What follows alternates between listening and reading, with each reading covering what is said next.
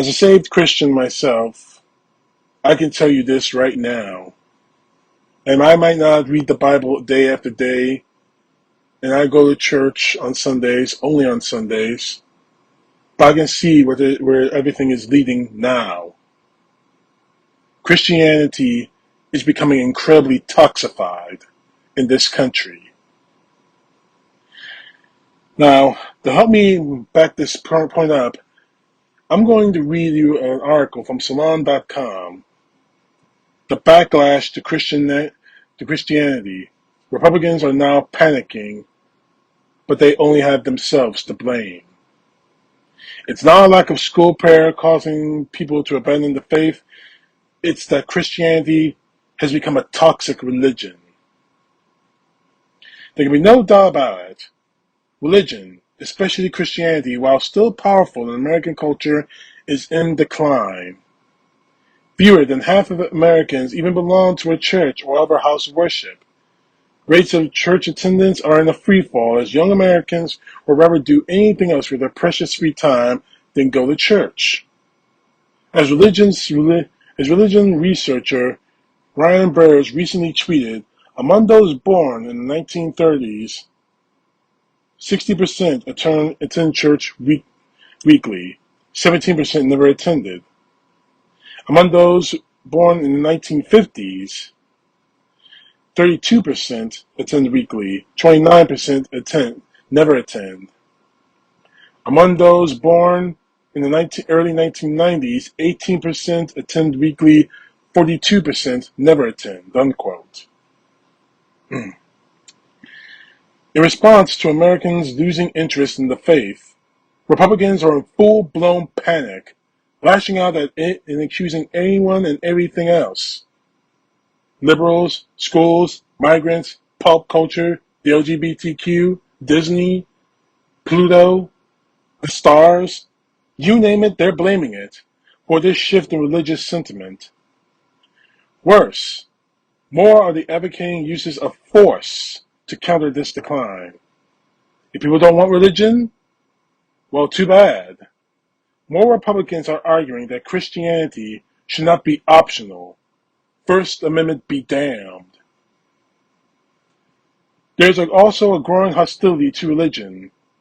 Justice Samuel Alito recently whined in a response to criticism of recent Supreme Court decisions meant to foist fundamentalist beliefs on non-believers, particularly the overturning of Roe v. Wade.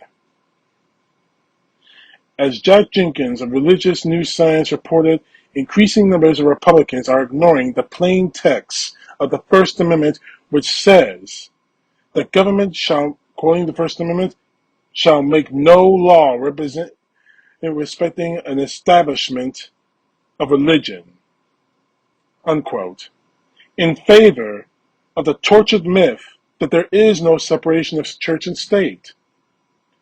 Former Ohio Treasurer and failed Senate candidate Josh Mandel, Representative Lauren Boebert of Colorado, Representative Mary Jean Taylor Greene of Georgia, and most troubling of all, Judge Neil Gorsuch have all dismissed the idea that there is such a thing as separation of church and state mandated by the Constitution.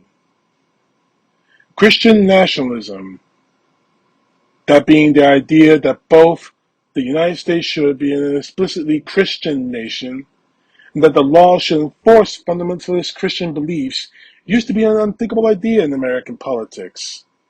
Now, it's a normal among the Trumpist branch of the GOP. As Heather Parton writes, the GOP candidates in the Pennsylvania's gubernatorial race, Doug Maestro barely hides his Christian nationalist views. Instead, he powers around with Gab CEO Andrew Torba, who openly says things like, and I quote, "We don't want people who are atheists. We don't want people who are Jews, because this is supposedly an explicitly Christian country," unquote. And of course, Mary Jean Taylor Greene of Georgia has made this crystal clear by recently declaring, "We should be Christian nationalists," unquote. This term The Supreme Court ruled in favor of a high school football coach who wants to lead Christian prayer on the 50-yard line during games, which is a direct reversal of decades of jurisprudence against concealed religion which displays in public schools.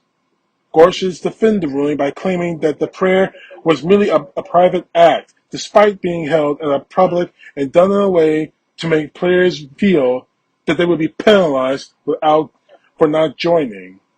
But right-wing groups fully understand that the ruling was meant as an open invitation to force Christian prayer in schools. As the Washington Post reported this week, activists are preparing to push religious workshops into public schools nationwide. Your kid may be Jewish, Buddhist, an atheist, otherwise non-Christian, or even, heaven forbid, Muslim. But too bad. They better recite the Lord's Prayer in class or risk being punished or ostracized.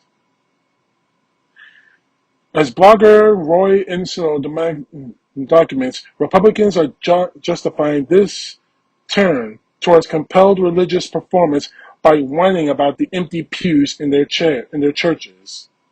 He points to an op-ed piece by David Marcus of Fox News in which Marcus complains about the declining faith and argues that recent Supreme Court rulings will turn this around.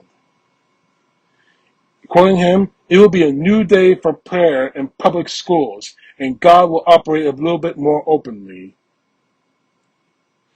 Mandated faith is morally reprehensible and a direct violation of human rights, but it's also wrong to pin this decline in religious fervor to laws and customs protecting religious minorities for such coercion. On the contrary, if Republicans want to know who is to blame for young people abandoning the church in droves, they should look in the mirror.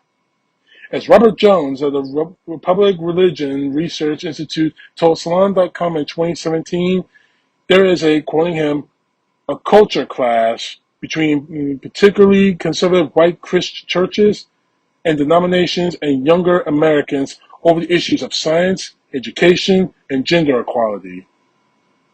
Younger people brought up in these churches increasingly reject the sexism and the homophobia and the anti-science views of their elders. Since the churches were formed to be more agrarian and pro-science, they find these young people are walking away altogether. These trends will likely only accelerate in the wake of the Roe v. Wade overturn, especially as Republicans grow more fanatical in their efforts to punish Americans for having sex. All but 8 Republicans in the House voted against the legal right to use contraception. Few didn't acquire them voted to support same-sex marriage rights. Both of these rights are widely popular. 84% of Americans believe in the right to use contraception, and over 99% of those who happen to be heterosexual have used it. Over 70% of Americans believe in the right to same-sex marriage. The more both Christians and the Republicans reject the basic rights, the more they can expect to be rejected themselves, especially by younger people. These days, it seems that people most likely to identify themselves as Christian tend to be Republican, as well as the most vicious, hateful, unchristian sons of bitches you will ever want to meet. This is Insulo writing. Sure, some people respond by seeking liberal churches, but it's simpler and easier to just give up being Christian altogether, to drop all that baggage. As an atheist myself, I really don't care if a large number of people give up religion. On the contrary, it seems like a sensible choice to me. But Republicans don't like people losing faith. Well, they have to admit that they did this to themselves. If they moderate their views and made their churches more tolerant and more welcoming places, more people would be taking an interest in attending. All this talk of forced prayer and Christian nationalism isn't going to help matters, but instead will make ordinary people hate them even more. As with the GOP-led book bans only leading to more kids reading the forbidden books, Republicans' attempt to foist their beliefs on others cause more backlash against Christianity itself.